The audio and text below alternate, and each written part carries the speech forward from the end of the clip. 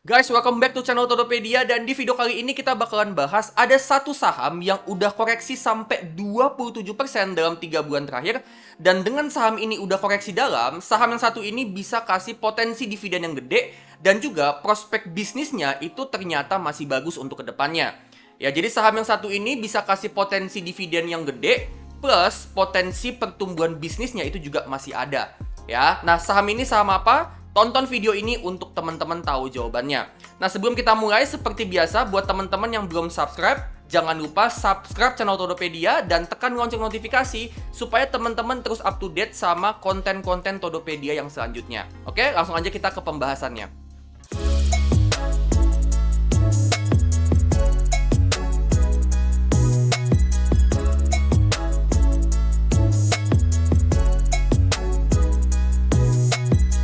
So kita bakalan bahas satu saham di mana saham ini udah koreksi 27% dalam 3 bulan terakhir. Nah, tapi dengan dia udah koreksinya dalam banget sampai 27%, gue justru ngelihat saham ini potensial banget. Kenapa? Karena saham ini bisa kasih potensi dividen yang gede dan juga prospek bisnisnya itu masih bagus untuk kedepannya. Jadi masih ada potensi pertumbuhan bisnis. Jadi meskipun udah koreksi sampai 27%, tapi gue ngelihat ada potensi dia untuk rebound. Dan seiring dengan bisnisnya masih ada potensi pertumbuhan, gue ngelihat saham ini dalam jangka panjang itu harganya masih bisa ngalami uptrend, gitu ya. Nah, saham yang gue maksud itu adalah saham Elsa, teman-temannya, atau Elnusa Tbk. Di mana Elsa dalam 3 bulan terakhir ini harga sahamnya udah koreksi sampai 27,4%. Nah, tapi gue ngeliat ada potensi nih untuk Elsa ini, ya. Jadi kita akan coba bedah teman-teman ya untuk Elsa ya. Jadi secara valuasi Elsa ini market cap-nya ada di 3,86 triliun rupiah ya, dan Elsa ada di price to earnings 5,3 kali dan price to book value 0,7 kali. Ini valuasi yang murah banget. Jadi dengan Elsa udah jatuh sampai 27%, ya ini valuasinya murah banget. Nah, bukan cuma valuasinya aja yang murah, tapi dividennya menurut gua yield-nya ini gede, teman-teman ya. Yield-nya sampai 8,3% dan itu dengan dividen payout ratio cuman 45%. Artinya si perusahaannya itu cuman ngeluarin 45% dari labanya untuk jadi dividen, 55% sisanya itu jadi laba ditahan, jadi retained earnings untuk nanti kedepannya dipakai untuk pengembangan bisnis. Tapi dengan cuma nyisihin 45% laba pun, dividen yield-nya itu sampai 8,3%. Ya, jadi itu yang menurut gua jadi alasan yang pertama kenapa Elsa itu menarik untuk investasi. Dia kasih dividen yield-nya 8%, udah gede tuh ya. Tapi payout rasionya cuma 45%. Artinya 55%-nya itu dipakai untuk jadi laba ditahan, jadi retained earnings. Yang mana retained earnings ini nantinya bisa dipakai untuk pengembangan bisnis. Gitu ya. Dan kalau bicara soal pengembangan bisnis, teman-teman bisa lihat di bagian prospek di masa depan, Elsa itu lagi fokus untuk investasi pada peningkatan kapabilitas teknologi untuk dia bisa membuat produktivitas dari layanannya itu semakin besar, teman-teman. Ya. Jadi dia investasi untuk ningkatin kapabilitas teknologi dengan pengadaan alat-alat baru yang berteknologi tinggi. Ya, contohnya kayak DGNSS, Coiled Tubing Unit, dan Passive Geobit C100. Ya, itu beberapa alat-alat yang bisa dibilang berteknologi tinggi, yang mana itu dibeli sama Elsa untuk ningkatin kapabilitas dari layanannya dia. Ya, jadi tujuan investasinya itu adalah untuk memperbesar produktivitasnya jasanya Elsa, ya. Produktivitas dari jasa hulu migasnya Elsa itu ditingkatkan dan juga supaya lebih efisien biaya. Gitu ya. Jadi bukan cuma dia ningkatin produktivitas dari jasanya, tapi dengan dia beli alat-alat baru, alat-alat yang berteknologi tinggi, ya, manajemen mengklaim bahwa itu berpotensi juga bisa untuk ngebuat Elsa ini bisa lebih efisien biaya. Jadi mereka bukan cuma ningkatin potensi pendapatan, tapi mereka juga mau ngurangin pengeluaran, mau semakin efisien dari segi pengeluaran, gitu ya. Nah, Elsa ini kalau kita lihat dari segi income statement dari tahun 2024 sampai awal tahun 2026, sebenarnya Elsa ini secara pertumbuhan, baik dari segi revenue maupun profit, sebenarnya pertumbuhannya itu lambat, teman-teman ya. Jadi bisa dibilang Elsa ini dari 1,5 tahun terakhir sampai 2 tahun terakhir, bisa dibilang secara pertumbuhan itu pertumbuhannya lambat, ya, hampir nggak kemana-mana. Ada pertumbuhan tapi lambat, teman-teman. Ya, dalam 2 tahun ini pertumbuhannya itu lambat. Ya, tapi tentu pertumbuhan di masa lalu tidak menjamin pertumbuhan di masa depan. Gue ngeliat bahwa dengan prospek di masa depannya itu mereka masih mau ngembangin, mereka punya kapasitas, mereka masih mau meningkatkan efisiensi, itu gue ngeliat potensi pertumbuhan pendapatan sama labanya itu ke depannya masih ada. Kalaupun nggak kenceng banget, tapi gue ngeliat masih ada potensi pertumbuhan. Ya, dan kalau kita bicara tentang investasi untuk ngembangin bisnis, tentu kita mesti ngeliat juga dari segi balance sheet dan juga cash flow. Nah, kita bisa lihat di sini, teman-teman.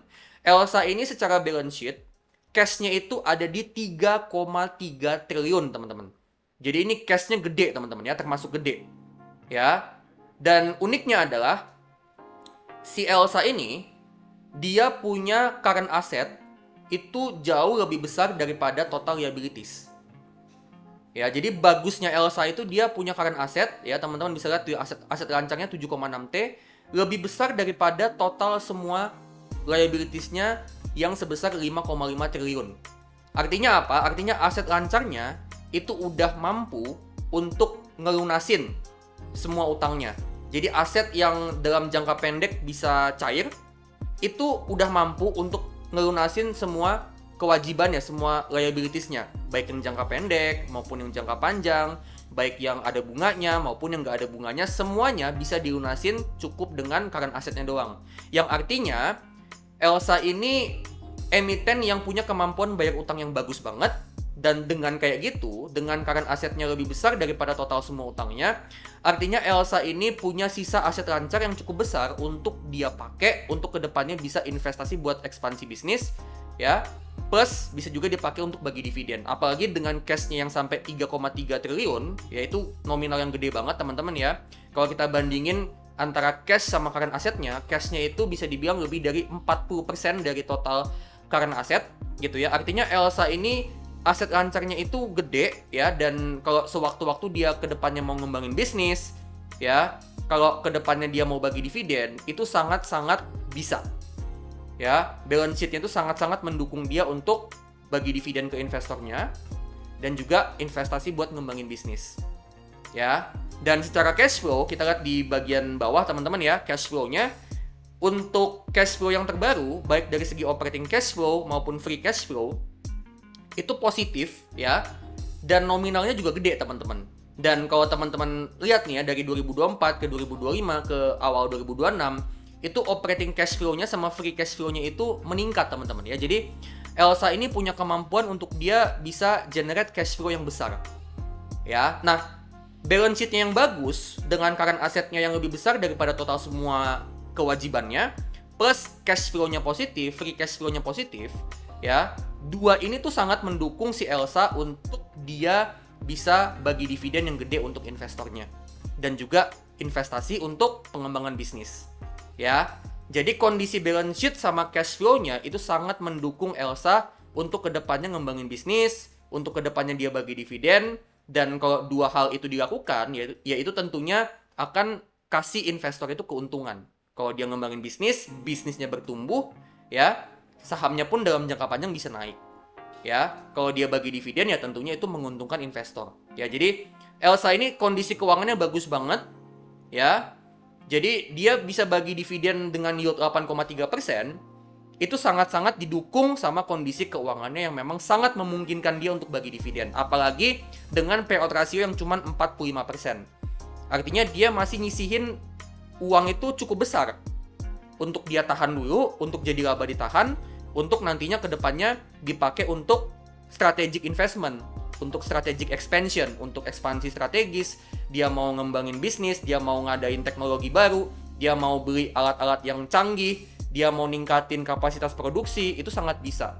Ya, jadi gua ngeliat Elsa ini secara potensi dividen dia bagus, dividen yieldnya sampai 8% lebih, tapi potensi pertumbuhan bisnisnya untuk beberapa tahun ke depan, gue ngeliat juga cukup potensial. Nah, satu hal lagi yang juga membuat Elsa ini menarik adalah kalau teman-teman perhatiin, market cap dari Elsa itu sebesar 3,86 triliun. Nah, Kalau teman-teman bandingin sama uang cashnya Elsa itu sebesar 3,3 triliun. Nah, artinya gini, kalau misalnya teman-teman, misalnya orang yang kaya banget, ya, kalian pengen akuisisi Elsa ini 100%. Jadi kalian pengen memiliki 100% dari bisnisnya Elnusa, ya. Nah, kalian kan keluar duit berarti 3,8 triliun.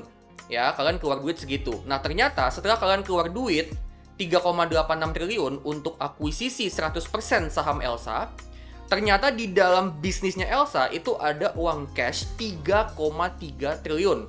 Itu ibaratnya gini teman-teman, kalian keluar duit 3,8 T, di dalamnya itu udah ada uang cash 3,3 T, ya. Artinya teman-teman langsung dapat uang cash 3,3 T, dan kalau teman-teman mau ngejar balik modal, ya, kalian pengen nih 3,8 T-nya itu balik modal.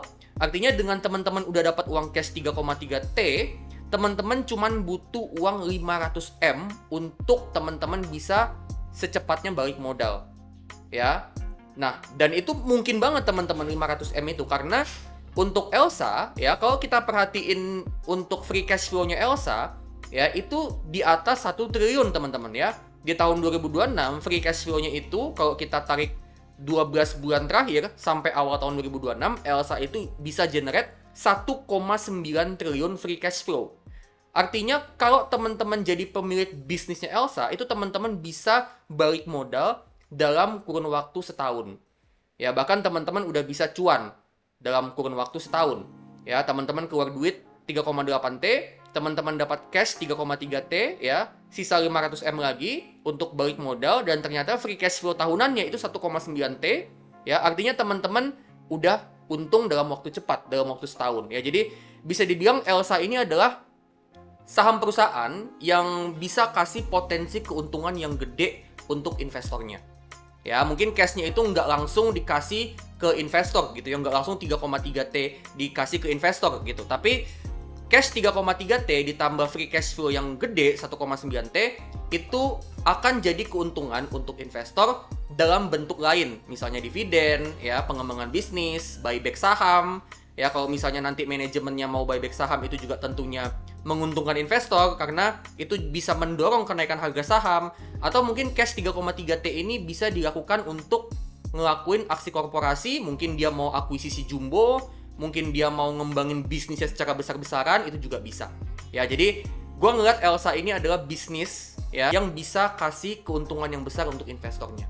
Yang saham Elsa ini kalau kita hitung, ya, harga wajarnya dengan pakai metode Min, Per, dan PBV, ya, kita pakai data dari rata-rata PI-nya Elsa dari 5 tahun terakhir ada di 8,6 kali, dan juga rata-rata PBV-nya Elsa dari 5 tahun terakhir itu ada di 0,66 kali, ya. Dan kita pakai data EPS yang terbaru untuk Elsa di 98 dan BVPS-nya di 753. Ya, kalau kita hitung harga wajar Elsa dengan metode Min, Per, dan PBV, di sini kita dapat fair value-nya Elsa itu ada di sekitaran 670 sampai 680. Yang artinya saham Elsa di harga 530 di harga sekarang itu terdiskon 21%. Ya, ada margin of safety 21%. Ya, jadi saham Elsa ini diskonnya cukup tebal dan bisnisnya juga masih dalam kondisi yang bagus, ya. Saham Elsa menurut gue ini bisa jadi salah satu saham pilihan untuk investasi jangka panjang untuk setidaknya 3-5 tahun ke depan atau bahkan bisa lebih juga. Nah, tapi menurut gue ada satu alasan yang bisa menjustifikasi kenapa harga saham Elsa belakangan itu ngalami penurunan, yaitu harga minyak crude oil WTI yang udah ngalami penurunan belakangan ini. Ya, jadi setelah crude oil itu harganya naik sampai ke sekitaran 100 USD per barrel, sekarang udah mulai turun ke sekitaran 60-70 USD per barrel. Dan dengan harga minyak itu turun, ya, permintaan untuk minyak itu menurun, ya, harga saham Elsa itu biasanya cenderung mengikuti naik turunnya harga crude oil WTI. Dimana dengan harga minyak turun, permintaan untuk minyak itu turun, maka permintaan untuk jasa eksplorasi, jasa hulu migas itu juga akan menurun. Ya, jadi Elsa ini pergerakan harga sahamnya cenderung mengikuti pergerakan dari harga crude oil, ya, pergerakan dari harga minyak.